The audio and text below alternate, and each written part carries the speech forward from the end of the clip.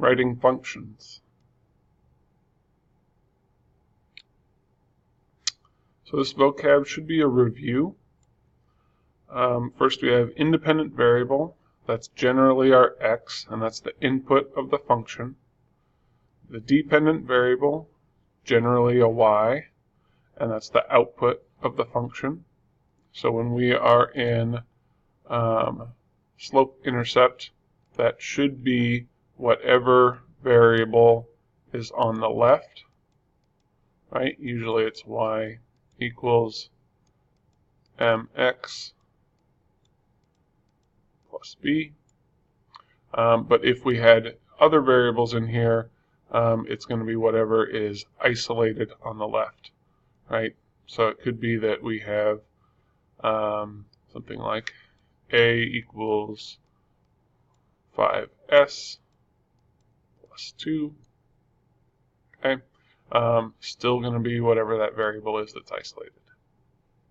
The function rule is going to be whatever expression is opposite of the output variable, okay, or the dependent variable.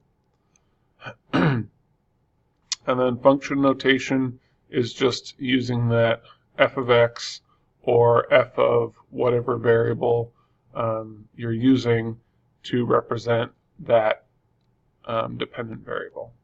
Okay, doesn't change anything about the function, doesn't mean anything else. It's just another way of writing it.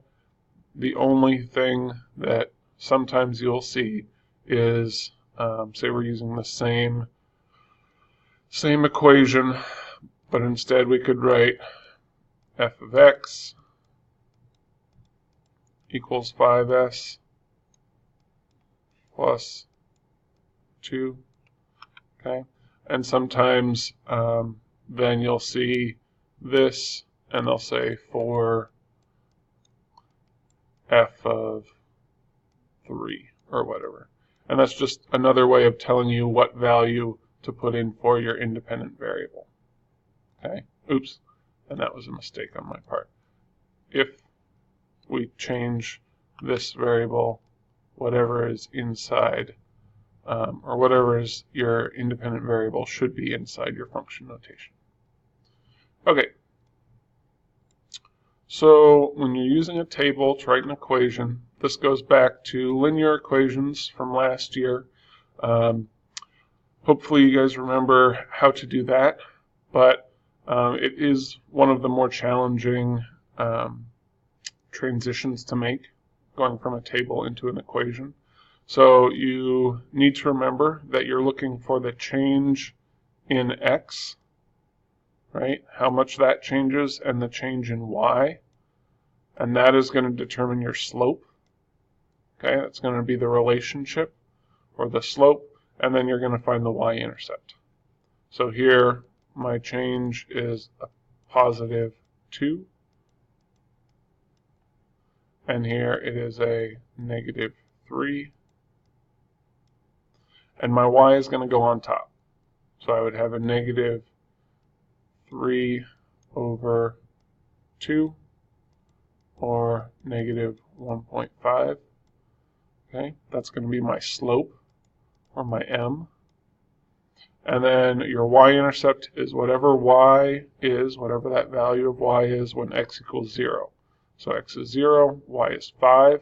It's a positive 5, so my equation is going to be y equals m, or negative 1.5 x plus my b, which is going to be 5.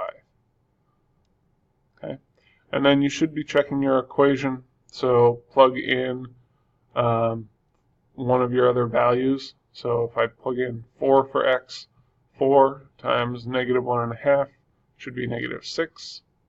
Negative 6 plus 5 would be a negative 1, and my equation works.